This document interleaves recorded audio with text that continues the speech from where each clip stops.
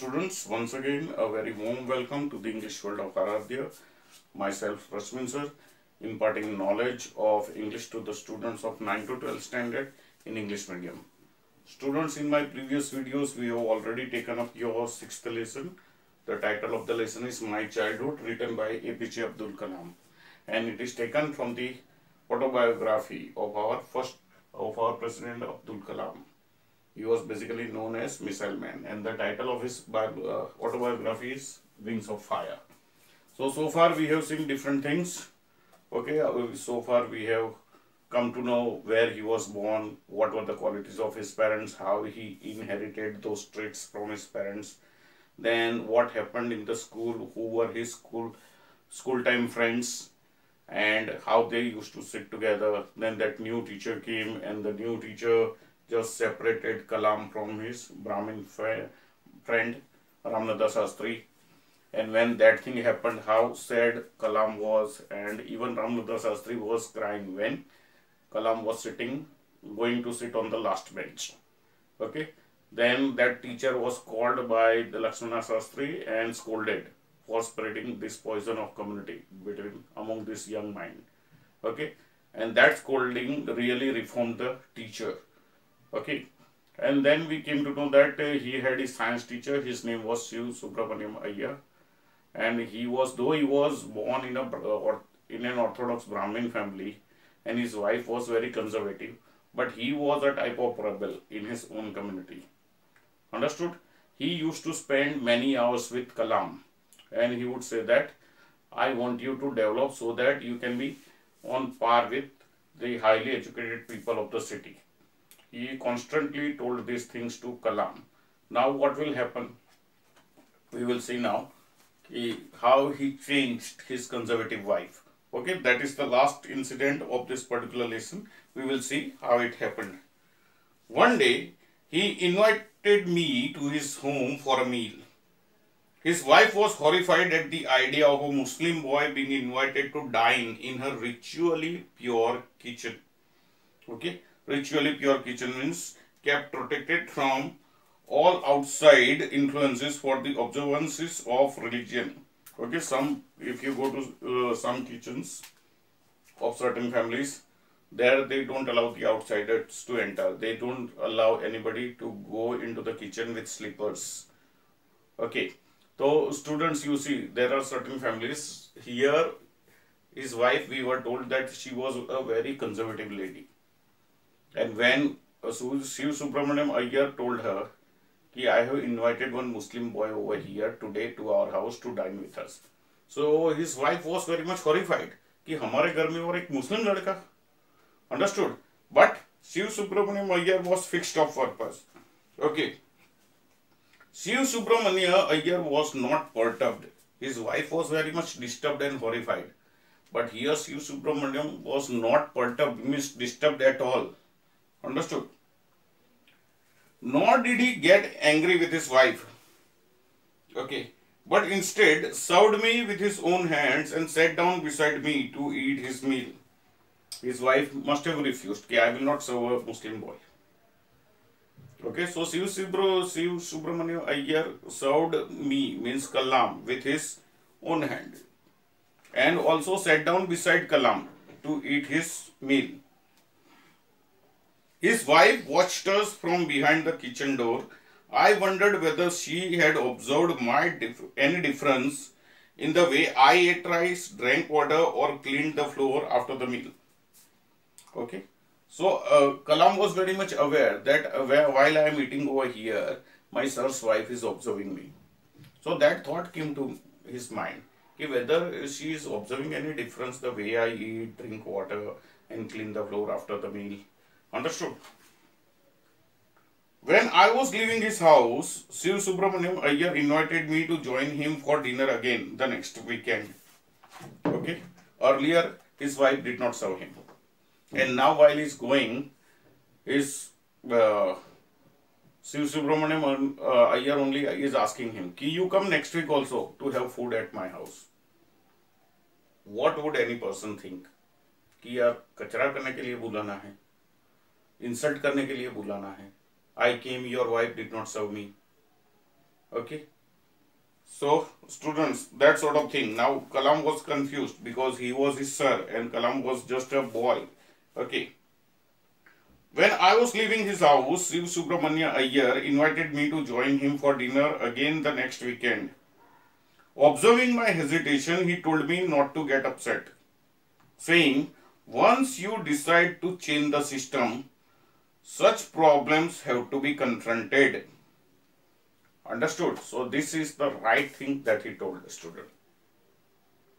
Kalam noticed, Kalam already observed that his wife did not serve him. His wife showed some dislike for him.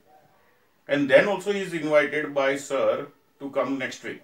So Kalam was showing some hesitation. How can I come? He was showing some maybe excuses. That time sir said, when you decide to change the system, such problems will definitely come in your way. So because of those problems, you should not change your purpose. Okay, when you decide to do something, certain problems will definitely come in your life. So you should not give in against such problems. You have to fight them out. Okay. So that was the right advice over here, students. When I visited his house the next weekend, Shiv Subramanya Iyer's wife took me inside her kitchen and served me food with her own hands. So his second meal at his sir's house is totally different. First time the wife did not serve him, did not come near him, did not allow him in his kitchen also. And second time when he went, his wife only took him into the kitchen and served Kalam with her own hands. So anybody would get surprised कि यार पहली दफा आया था तब तो वो ऐसा कर रही थी. So this is what nothing but a change in the person, a transformation in the person. So the last words that Iyer told him last time when he left, those came right. कि when you decide to change a system, certain problems will definitely come. Okay, but then also you must continue your students, your purpose in life. Okay. Yeah. Then the Second World War was over and India's freedom was imminent. Imminent means clear. Now it would take place. Second World War got over in 1945 and India got independence in 1947.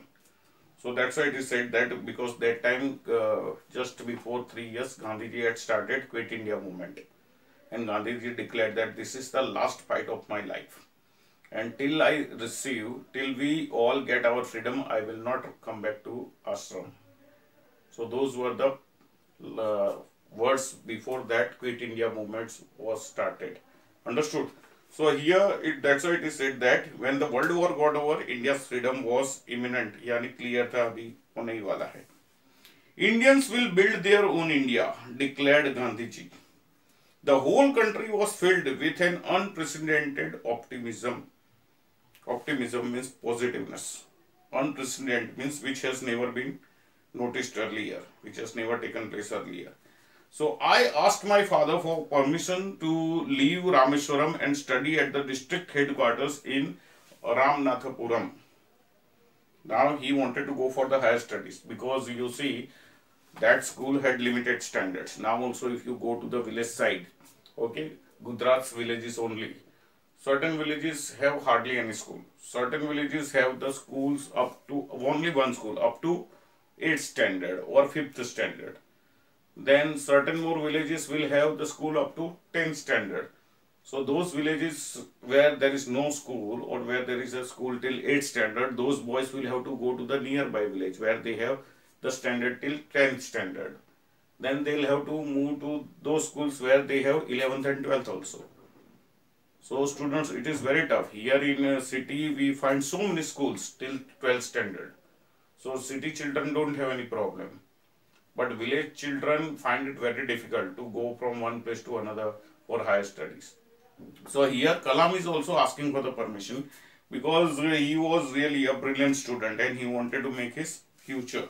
And earlier also the science teacher Shiv Subramanyam Iyer only said, I want you to develop so that you can be on par with the highly educated people of the city. So those words were there in his mind, fresh in his mind. Okay, so he asked for the permission from his father to go to Ramnathpuram. He told me as if thinking aloud, Abdul, I know you have to go away to grow. Who says that? His father. कि I know तुम्हें grow होने के लिए you want to go away because here we have got limited facilities for education. And if you want to go, then you grow, then you will have to go to some other area where they have schools up to 12th standard, and then they have these colleges and other things. Okay. Does the seagull not fly across the sun alone and without a nest? Okay. So that question was asked. Even seagull, it is a bird student. Okay. It flies very high. And when it goes up, it goes alone only, without anybody's company. Okay. He quoted Khalil Gibran to my hesitant mother.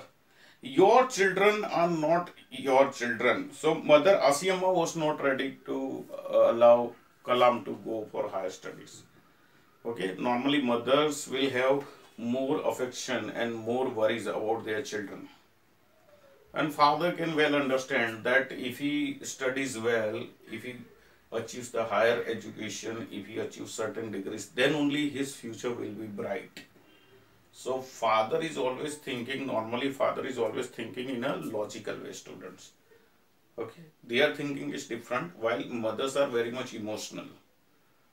That's why mothers won't allow their children to go away. But father is ready. Understood? So here his father was just giving some consolation to his mother. Your children are not your children. These are the words of Khalil Gibran. Okay, Khalil Gibran is considered a big philosopher. And in many books we have the philosophy of Khalil Gibran. And what he says, your children are not your children. तुम्हारे बच्चे तुम्हारे नहीं हैं. So you might question, तो किसके हैं? So that is what told over here in detail. They are the sons and daughters of life's longing for itself. Okay, they are the sons and daughters of life's longing for itself. जिंदगी को जो अपने ही बनाए रखने की चाहते हैं, तो ये बच्चे उनके बच्चे. Understood, students? They come through you, but not from you. They came into this world through you. You were their his parents or her parents, barabar, but not from you. You may give them your love, but not your thoughts. Okay, you can show a lot of love towards your children, but you cannot give exactly your thinking to them, students. Sometimes it happens. Father's thinking is different, parents' thinking is different, and children's thinking is different. And that's where the generation gap takes place. That's where the different thinking comes into clash. Father की सोच कुछ और है, बच्चों की सोच कुछ और है. So that's why it is said that you can give them your love, but you cannot give them your thinking. Okay, their thoughts are different, your thoughts are different. Okay. For they have their own thoughts. Why? Because their thinking is different. Okay, students?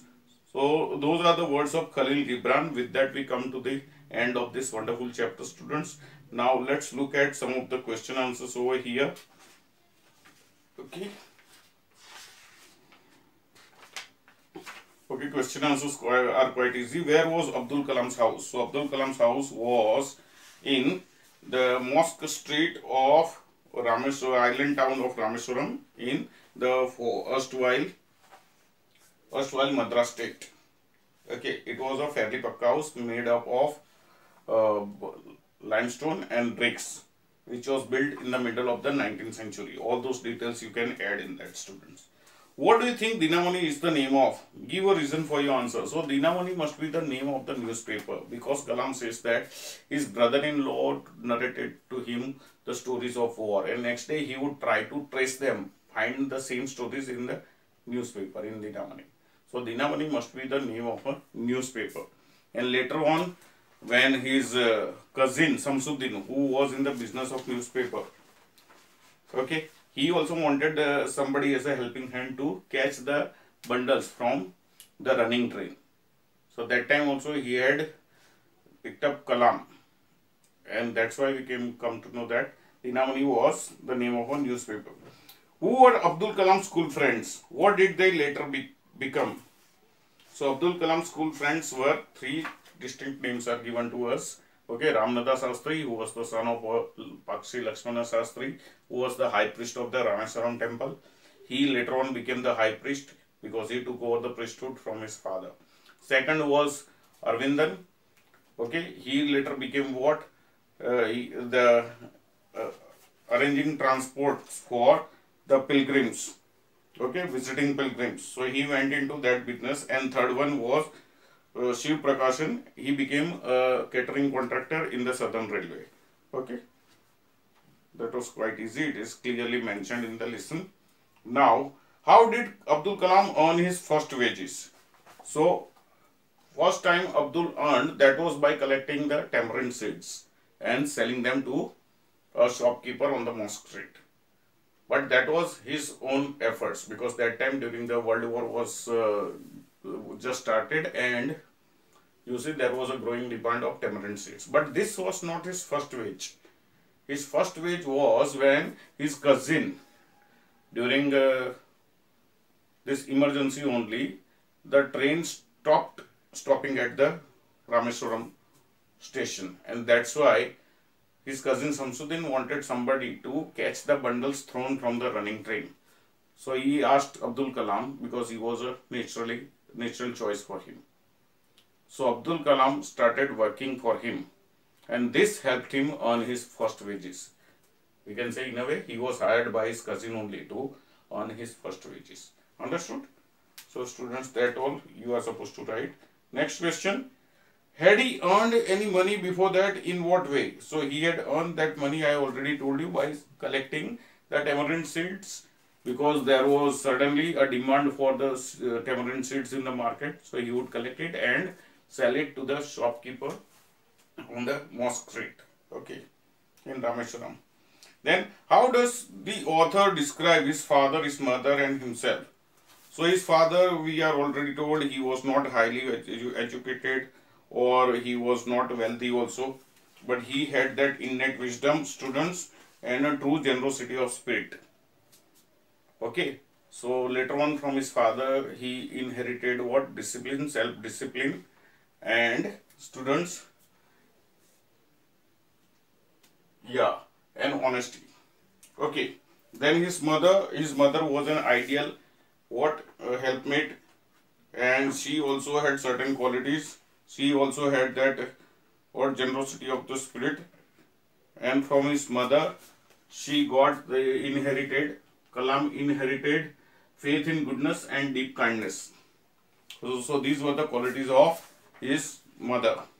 And himself, so you can say he inherited all these qualities. He was a simple boy, his needs were provided by his parents, so his was a secure childhood. Okay, he did not learn anything wrong during his childhood. Whatever the ideal things, whatever the virtues, those only he got from his parents. Understood? What characteristics does he say he inherited from his parents? So already I mentioned, okay, from his mother, here it is, faith in goodness and deep kindness from his mother, and honesty and self-discipline from his father. These 4 characteristics he got from his parents. Okay, then we move on to the next question. Next question is students related to that teacher. That new teacher's incident. How did the Lakshmana Shastri reform the new teacher? So when he was studying in 5th standard, he was sitting with Ramananda Shastri, who wore a sacred thread, and he was wearing a cap which marked him as a Muslim.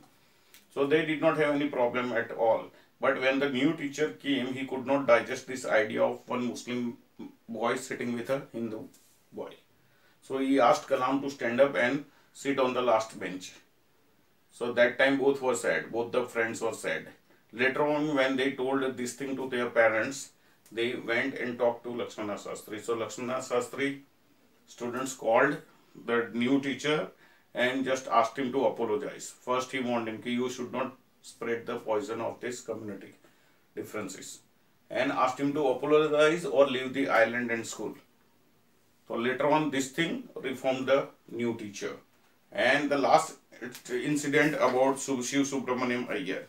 Okay, so that also you can mention. Okay, first time when he invited Kalam to his house, his wife, who was very conservative, she did not serve Kalam any food. She did not even allow him to enter into the kitchen. So that time Shiv Subramaniam Iyer only served Kalam with his own hand and sat beside him to have his meal. Okay, and when Kalam was leaving, he asked him to come again. So Kalam was hesitant at that time. So that time he said that when you decide to change the system, certain problems will come. And true to these words, when he went next time, his wife only took him into the kitchen and served him with her own hands. So this really brought the change in Shiv Subramaniam Iyer's wife. Okay. Then students, there is one more question. Why did Abdul Kalam want to leave Rameswaram? So it is not that he was fed up with Rameswaram, but he wanted to grow. And to grow, he wanted to achieve something to grow. And the facilities over there, school facilities were limited. So that's why he wanted to go to the city side, Ramanathapuram, and complete his studies, then go for the higher studies and become somebody in life. That's why he wanted to leave Rameswaram. Okay. What did his father say? So his father said that I know you have to go away to grow. Okay. He also quoted Khalil Gibran to his hesitant mother. So all those words you can write. Your children are not your children. They are the sons and daughters of life's longing for itself. They come through you but not from you. You can give them your love but not your thoughts. Their thoughts are different. So all these things were told by his father. Okay, what do you think his words mean?